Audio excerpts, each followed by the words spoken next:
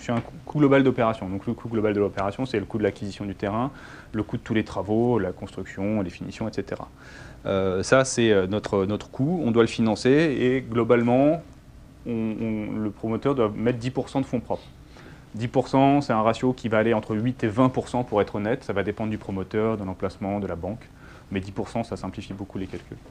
Et le reste est financé par la prévente, donc la VFA, la vente en état fini d'achèvement. Vous achetez un appartement sur plan, vous donnez 5% à la signature.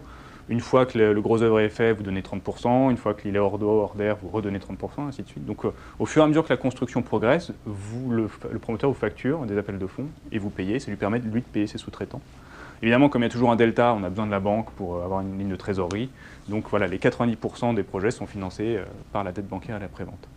Et alors, à quoi servent ces fonds propres?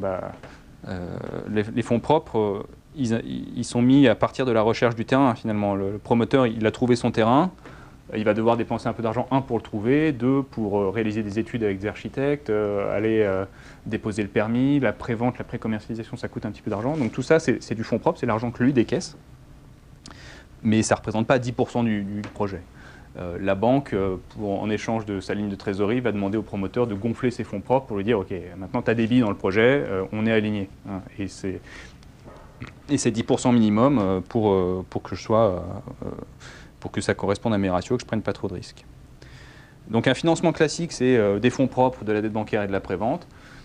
Et ce qu'on vous propose en crowdfunding, c'est des fonds propres, du crowdfunding qui est du financement de fonds propres, donc les investisseurs sont considérés comme du fonds propre par la banque, et le reste ne change pas, c'est de la dette bancaire et de la prévente.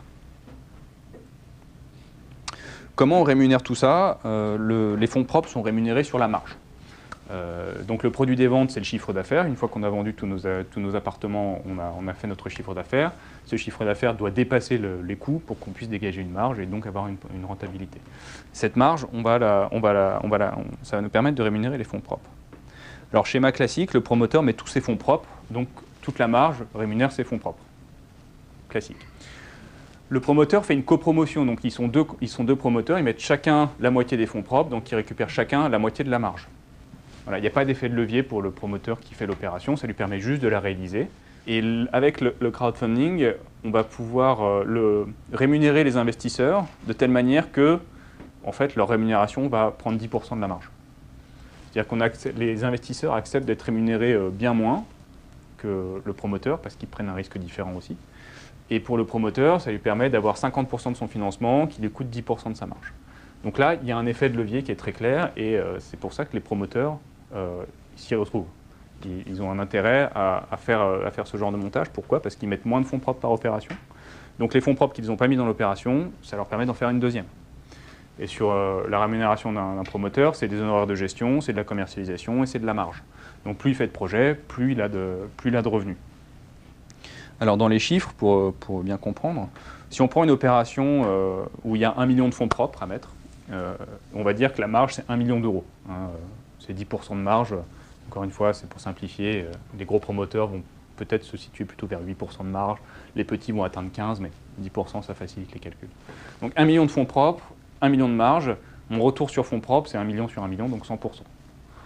Je fais de la copromotion, je mets 500 000 euros en fonds propres, j'ai un copromoteur qui met 500 000, la marge elle n'a pas bougé, toujours de 1 million, mais comme je la divise en deux à 50-50, ma rentabilité sur fonds propres n'a pas bougé.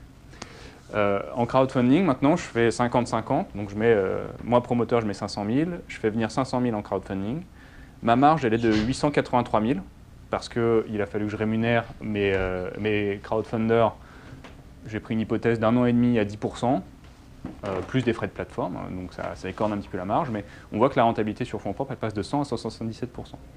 Et quand on pousse le curseur un peu plus loin, si les crowdfunders mettent 75% des fonds propres, et ben là, la marge diminue encore un petit peu, mais la rentabilité sur fonds propres est encore plus forte. Donc on passe à 330% de rentabilité sur les fonds propres. Évidemment, si le promoteur met 0, il fait une rentabilité infinie, mais un promoteur qui met 0, est-ce que c'est vraiment raisonnable d'investir à ses côtés?